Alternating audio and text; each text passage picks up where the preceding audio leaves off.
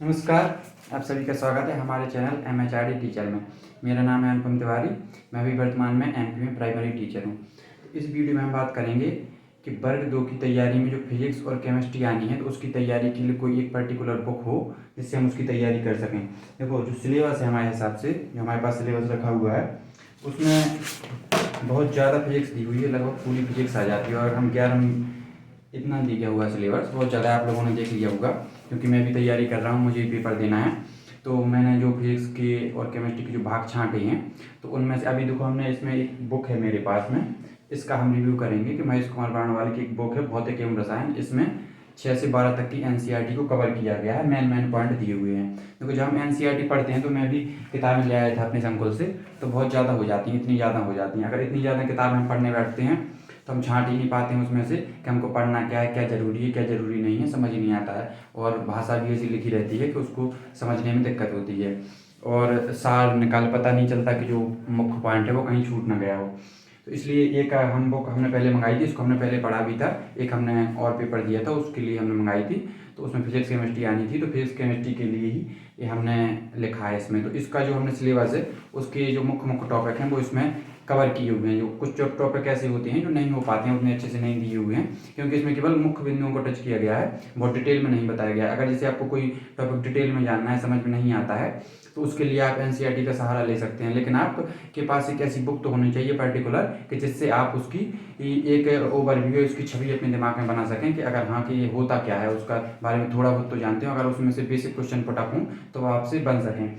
तो जैसे ये पूरा सिलेबस है, हमने फिजिक्स का लिखा है, अभी केमिस्ट्री का हमने खुद नहीं पढ़ा है, तो केमिस्ट्री का हम इसमें दिया हुआ है, वैसे केमिस्ट्री भी दी हुई है। तो केमिस्ट्री का भी हम रिव्यू नहीं कर रहे हैं, हम केमिस्ट्री पढ़ लेंगे, उसमें से छांट लेंगे टॉपिक कि कौन कौन से टॉपिक हैं, तो उसके बारे में बाद में। अभी हमने फिजिक्स के जो टॉपिक छांटे हैं उसके बारे में देखा है सिलेबस से मिला के। तो ये वाले टॉपिक हमको सिलेबस में दिए हुए हैं, ये हमारे पास सिलेबस है, और हमने इसमें जो मुख्य मुख्य टॉपिक हैं यहाँ भी लिख लिए हुए हैं। तो हम बात करेंगे यहाँ, इसमें पहली यूनिट है बल एवं यांत्रिकी। इसमें सबसे पहले नंबर पर दिया हुआ है मापन। तो मापन के जो टॉपिक उसमें दिए हुए हैं सिलेबस में, उसके वो यहाँ भी दिए हुए हैं।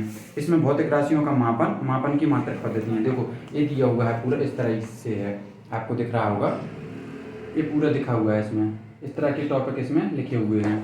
और भी इसमें हम बताएं आपको, और भी हम टॉपिक को एक बार आपको पढ़ पढ़ के भी बता देंगे, आपको दिख रहा हो, आप अगर क्वालिटी बढ़ा के देखेंगे तो आपको दिख जाएगा। तो हम आप समझते हैं कि इसमें जो दिया हुआ है उसमें किस प्रकार से इसमें कितना दिया हुआ है कितना नहीं है। जैसे पहला है इसमें मापन है, तो मापन दिया हुआ है, इसमें मूल एवं व्युत्पन्न मात्रक हैं। तो मूल एवं भौतिक राशियाँ, भौतिक राशियों का मापन, मापन की मात्रक पद्धतियाँ, तो ये सब कुछ इसमें दिया हुआ है। इसमें अगर हम थोड़ी आपको दिखा दें कि कैसा लिखा हुआ है तो उसके बारे में भी आपको थोड़ा आइडिया लग जाएगा। जैसे देखो, ये लिखा हुआ है भौतिक राशियों के बारे में, पहला चैप्टर है, आपको दिख रहा होगा।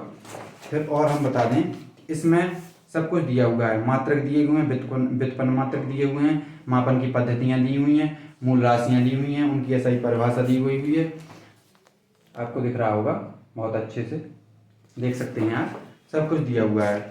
कोटि भी दी हुई है, उनके लंबाई की जो मात्रक होते हैं, जैसे फर्मी को 10⁻⁻15 बोलते हैं, एंगस्ट्रॉम को 10⁻⁻10, नैनो को 10⁻⁻9, इस प्रकार से पूरे दी हुई हैं पूरी यूनिट। पार्शिक को क्या बोलते हैं, खगोलीय मात्रक क्या है, प्रकाश वर्ष क्या है, और जो इनका विमीय सूत्र है वो भी, जो इंपॉर्टेंट विमीय सूत्र होते हैं वो इसमें लिखे हुए हैं। जैसे कुछ चीज़ें ऐसी होती हैं कि इसमें नहीं आ पाती हैं, कवर नहीं हो पाती, क्योंकि विमीय सूत्र हर किसी भी राशि का बन सकता है, तो वो ऐसा पूछने को कुछ भी पूछ सकते हैं। लेकिन इसमें जो इंपॉर्टेंट होते हैं, जो पेपरों में आए हुए रहते हैं, वो इसमें कवर किए हुए हैं, और NCERT लगभग पूरी कवर की हुई है। और ये देखिए आप, इसमें ये जो किसी को नापने के जो यंत्र होते हैं उसके बारे में बताया गया है, जैसे अल्टीमीटर, अमीटर, ऑडियोमीटर, पूरा एक पेज दिया हुआ है। मतलब काफ़ी अच्छे से कवर करने की कोशिश की है। लेकिन इसमें क्या है कि मुख्य मुख्य पार्ट कुछ हुआ गया, ऐसा नहीं है कि आप सोचें कि उसके बारे में डिटेल में लिखा हो, तो डिटेल में नहीं लिखा है। डिटेल में आपको अगर जानना है तो आपको NCERT पढ़नी पड़ेगी। लेकिन अगर आपको एक ओवरव्यू लेना चाहते हैं, थोड़ी समझ, बाद में कुछ क्वेश्चन की प्रैक्टिस भी दी हुई है जो पेपरों में आए हुए हैं,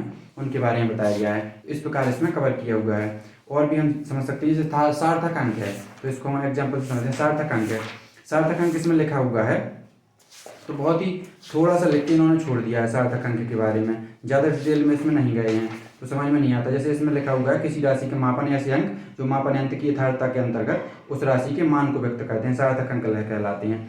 तो आपने जो सार्थक अंक पढ़ा हो, थोड़ी सार्थक अंक भी मैंने पढ़ा था, उसके बारे में हम बता देते हैं आपको। ये सार्थक अंक है, कोई भी अगर सार्थक अंक हो तो जैसे 0 है तो 0 काउंट नहीं करते 7 अंक में, सिर्फ 2 बोलते हैं, ठीक है। और अगर लेकिन यहाँ पे दशमलव लगा है तब इन 0 को काउंट कर लेते हैं, तो इसमें 4 सार्थक अंक होते हैं। इस प्रकार के सार्थक अंक होते हैं। अगर इसको आप डिटेल में जानना चाहें, कुछ टॉपिक ऐसे रहते हैं जिनको आपको डिटेल में जानने की ज़रूरत होती है, तो उसके लिए आपको एनसीईआरटी देखना पड़ेगी या किसी टीचर की सहायता लेनी पड़ेगी। तो वो उस टॉपिक को आप यूट्यूब पर सर्च कर सकते हैं, गूगल पर सर्च कर सकते हैं, इस प्रकार देख सकते हैं। फिर और इसमें आगे दिए हुए विस्थापन, चाल, वेग, त्वरण, ये सब दिया हुआ है। तो इसमें बाकी की परिभाषाएं भी हमारी लिखी हुई हैं।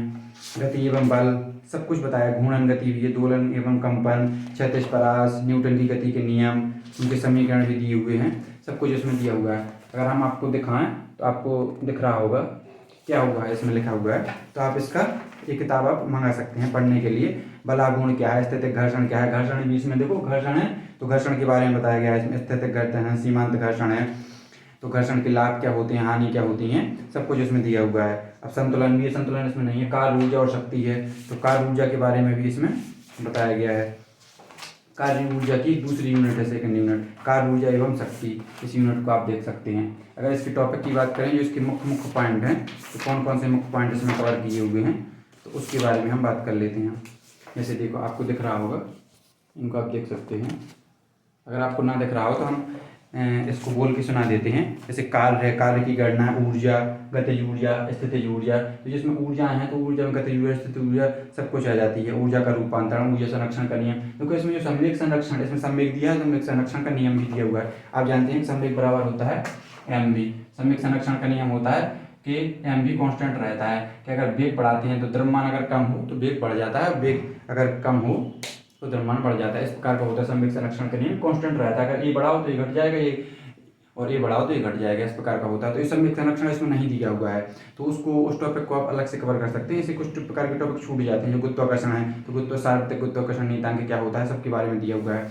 अब जैसे द्रव्य की सामान्य गुण है, तो इसमें प्रत्यास्थता है, तो इसमें प्रत्यास्थता को कवर किया है। दाब को कवर किया, पास्कल के दाब संबंधी नियम, उत्प्लावन का नियम, आर्किमिडीज का सिद्धांत, प्लवन, पृष्ठ तनाव, केशकत्व, श्यानता, सीमांत वेग, स्टोक्स का नियम, सब कुछ दिया गया। इसमें जो रुद्धोष प्रक्रम वगैरह हैं वो भी इसमें कवर किए हुए हैं। तो प्रक्रम है, रुद्धोष प्रक्रम, समतापी प्रक्रम, समदाबी प्रक्रम, इसमें दिए हुए हैं। अब लेकिन इसमें ऐसा नहीं है कि उनके व्यंजक लिखे हुए हैं बहुत डिटेल में लिखा हो, थोड़ी थोड़ी लिखा रहता है कि इसमें रुद्धोष में उष्मानीयत रहती है, समतापी में तापनीय रहता है, समदाबी में दाबनीयत रहता है। इस ऊष्मागतिकी के जो नियम है, शून्य कोटि का नियम, प्रथम नियम, द्वितीय नियम, ये इसमें दिए हुए हैं। अगर आपको डिटेल में जानना है, अगर उसको समझ में नहीं आता है, तब आप टीचर की सहायता ले सकते हैं। लेकिन इसमें ऊपर का लिखा हुआ है ताप के बारे में, ऊष्मा के बारे में, ताप के जो नियतांक होते हैं, जैसे केल्विन होता है, कैलोरी होता है, फ़ारेनहाइट होता है, जो कैलोरी तो ऊष्मा का होता है, सॉरी।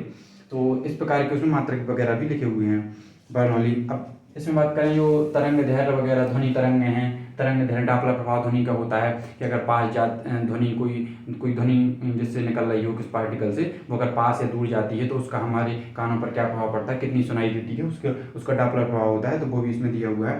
प्रतिध्वनि, प्रगामी तरंग, अप्रगामी तरंग है, विद्युत चुंबकीय तरंग है, सारी तरंगें इसमें दी हुई हैं। आपको अगर दिख रहा हो, देख सकते हैं आप, ठीक है, आपको समझ में आ रहा होगा।